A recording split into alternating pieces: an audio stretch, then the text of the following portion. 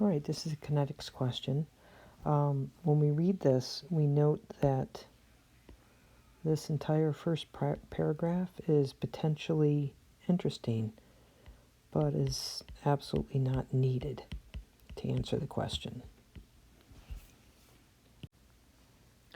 This statement here gives us our balanced chemical equation, and it also tells us that this reaction is first order with respect to both of our reactants. That allows us to write the rate law.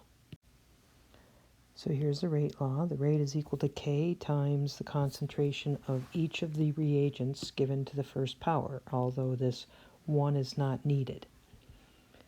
Now we're also given a value of K, so we can just plug in these values into our rate law and calculate the instantaneous rate of reaction. So let's take a look at our units before we crunch this out. We see liters canceling with liters, moles with moles, and we have units of moles per liter per second, which is a rate. So let's go ahead and crunch the numbers. So the calculator answer 4.2834 times 10 to the minus 5 moles per liter per second. We look at our sig figs, and we see that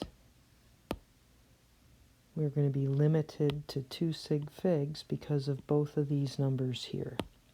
So our final answer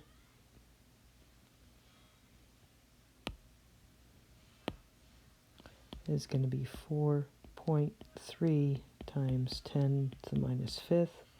Units are moles per liter per second.